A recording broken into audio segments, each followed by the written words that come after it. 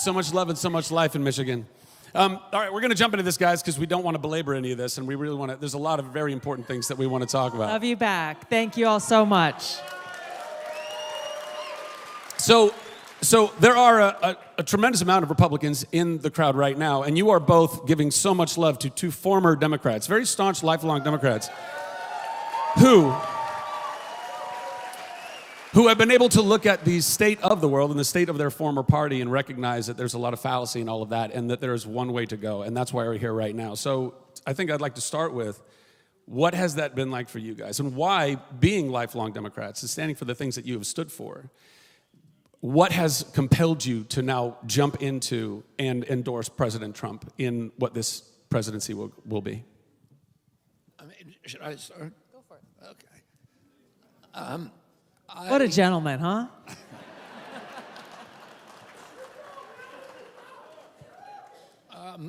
It was a very, very tough evolution. My family came over in 1848 during the potato famine, and the Democratic Party met them on the dock in Boston when they had no money and no job and no home, and it got them those. And my family has been in the Democratic Party ever since. People generally know the history of my family, and leaving that party was heartbreaking for me.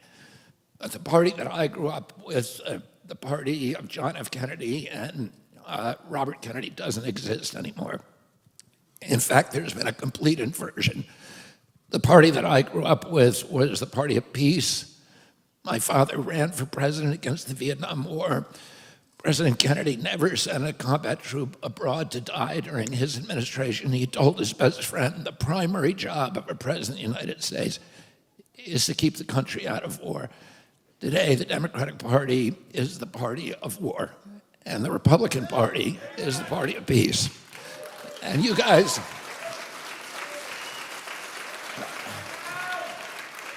I was so proud of President Trump this week when he did that press conference with Zelensky. And a week before, you had all the Democrats signing artillery shells that are going to hit women and children in other counties, and that we've spent $208 billion. We sent them another $8 billion this week. $5 billion would purchase a nice home for every homeless veteran in America. We need that. Tulsi. And let me very quickly, and we'll talk about these issues elsewhere, but the Democratic Party I grew up with was the party of civil rights, of constitutional rights, of freedom of speech, particularly the First Amendment. Today, it's the party of censorship and surveillance. The Democratic Party that I grew up with was the party of women's sports. My uncle, Ted Kennedy, wrote Title IX to make sure that women had an equal shot to men in colleges. And the Democratic Party today is not the party of women's sports. The Democratic Party was the party that was skeptical of the domination of our government by corporate power. Today, the Democratic Party is the party of big pharma, big tech, big ag, big food, the military-industrial complex, Wall Street, and it's the party of Dick Cheney and John Bolton. It's a party that I absolutely do not recognize. These are the guys who wrote the Patriot Act. They introduced surveillance and censorship for our country. They got us into the Iraq War, the worst catastrophe, foreign policy catastrophe in American history. And Bolton and Cheney, 225 other neocons, have now endorsed Kamala Harris. They didn't endorse her because their opinion about those things has changed. They endorsed her because the Democratic Party now stands for the values of Dick Cheney. And that can't be my party anymore. And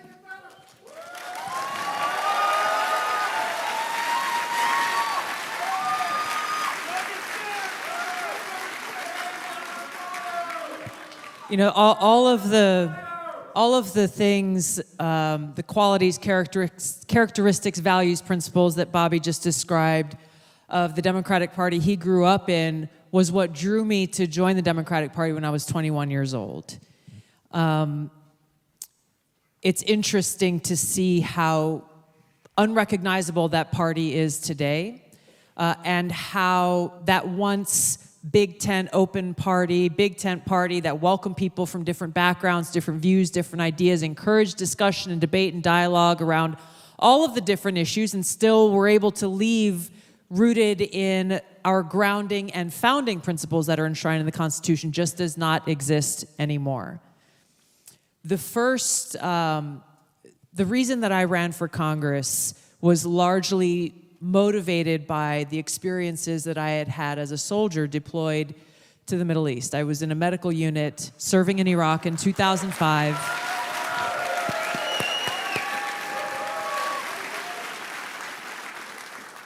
And it was there that first of all, it changed my life. It changed my worldview because I experienced firsthand and saw firsthand the cost of war and who pays the price. I saw the American people. I saw firsthand the war profiteering that goes on by the military-industrial complex firsthand. Who here has heard of Halliburton? Who here knows how closely associated Dick Cheney is to Halliburton? In our camp in Iraq, we were about 50 miles north of Baghdad. Every single thing from porta potties to trash cans, guess what branded label was on there? KBR Halliburton. I used to, we made friends. We had a unit of soldiers from across Hawaii and the Pacific, and we bring our aloha with us everywhere, and so we made a lot of friends with the workers, the contractors who were hired to work on those camps and these different jobs, the drivers, the people who picked up the trash, and so forth. And on the weekends, would have little cookouts in the back of our tents with them. And we asked them, how much are you making? And very often what we found was they were making like subpar wages, $500 a month, people who came from the Philippines, Sri Lanka, Nepal, all of these other countries, making $500 a month, working 12 hours a day, 7 days a week. And when you take how much they are getting paid with the hundreds of billions of dollars that we know companies like KBR Halliburton were making, it was absolutely disgusting.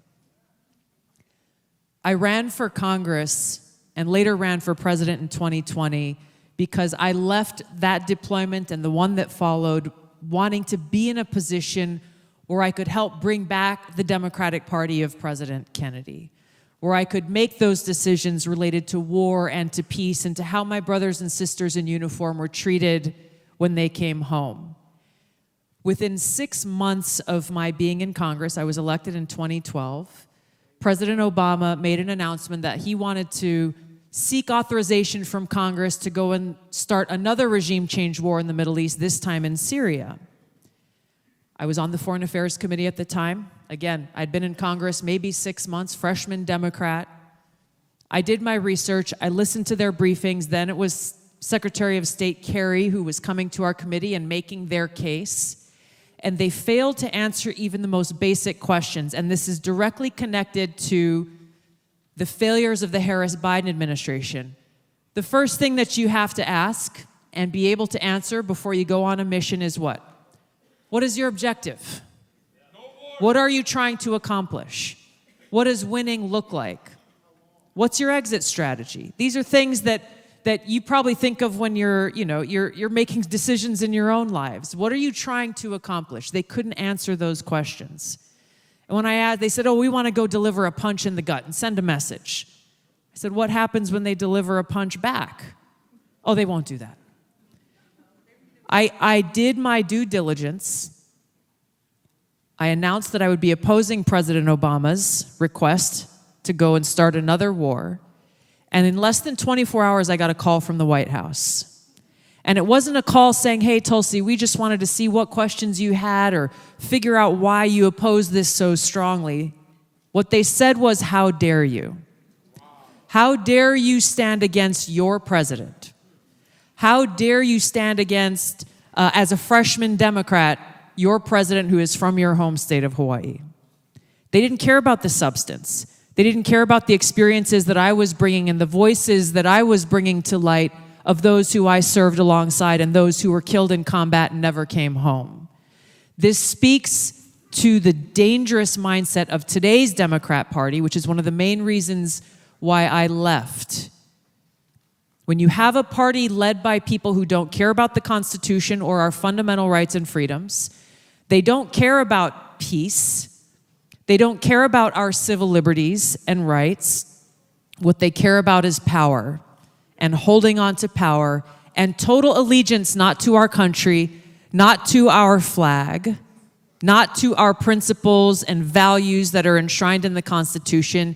It is allegiance to the party leadership. What does that sound like? Not a democratic republic, not a constitutional republic. It's a banana republic and a dictatorship. And that's why we cannot allow Kamala Harris to win this presidency and why we must elect Donald Trump.